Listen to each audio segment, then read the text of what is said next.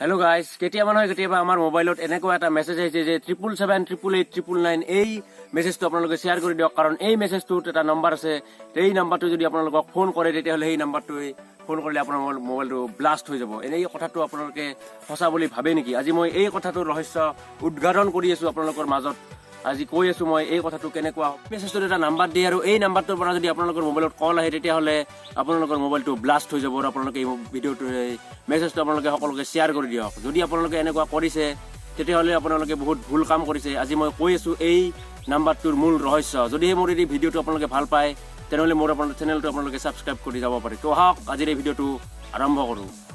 এই যে আমাৰ নাম্বাৰটো ময়ো সৰুৰ পৰা পাই আছিলোঁ যে এটা নাম্বাৰ দিব আৰু সেই নাম্বাৰটোৰ পৰা যদি ফোন আহে তেতিয়াহ'লে আমাৰ মোবাইলটো ব্লাষ্ট হৈ যাব। কিন্তু আপোনালোকে এটা ভাবি চাওক যে ইমান টকা খৰচ কৰি এটা কোম্পানীয়ে মোবাইল বনাইছে আৰু এই মোবাইলটোত কিবা এটা সাধাৰণ কল আহিছে, মাত্ৰ কল অহাৰ লগে লগে মোবাইলটো কেনেকৈ ব্লাষ্ট হৈ যাব পাৰে। এইটো সকলোৱে এটা জানিবলগীয়া কথা যে আমাৰ বহুত মানুহে এনেকুৱা আছে যে ৰাতি আমি দুপৰীয়া কলেজত গ'লোঁ বা কলেজত গৈ ইমান কথা শিকি আহিলোঁ, কম্পিউটাৰ পঢ়ি আছোঁ, কিন্তু আহি ৰাতি যদি আমি এই একে মেছেজটো পাওঁ আৰু সেই মেছেজটো আমি শ্বেয়াৰ কৰি দিওঁ, এইটো অতি ভুল কথা হৈছে। যে এনেকুৱা কোনো নাই যে কোনোবা এটা মানুহে কল কৰিলে আৰু আমাৰ মোবাইলটো ব্লাষ্ট হৈ যাব। আনকি মই আপোনালোকক কওঁ যে লাডেনেও যদি আপোনালোকৰ লাডেনৰ নিজৰ মোবাইলটোত যদি RDX ভৰাইও আপোনালোকক কল কৰে তেতিয়াও আপোনালোকৰ মোবাইলটো নাফাটে। যদি আপোনালোকে এনেকৈ ভাবে তেতিয়াহ'লে আপোনালোকে মোবাইলটো কিয় মোবাইলৰ পকেটত ভৰাই লৈ থাকে যদিহে মোবাইলটো এটা বোম হয়।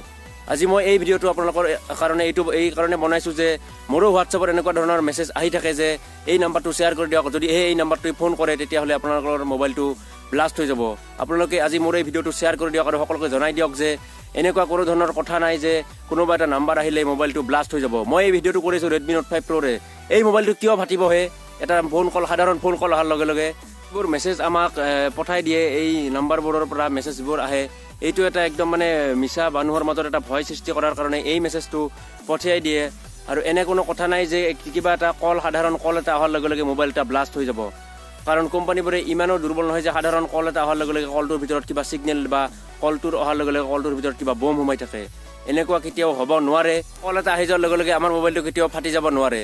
যদিহে আপোনালোকে মোৰ এই ভিডিঅ'টো ভাল পালে তেনেহ'লে মোৰ এই ভিডিঅ'টো আপোনালোকে সকলোকে শ্বেয়াৰ কৰি দিয়ক আৰু শেষত মোৰ চেনেলটো ছাবস্ক্ৰাইব কৰি দিয়ক। অহাকালি মই আন এটা ভিডিঅ' লৈ আপোনালোকৰ ওচৰত উপস্থিত হ'ম। আজিলৈ ইমানেই, বাই বাই।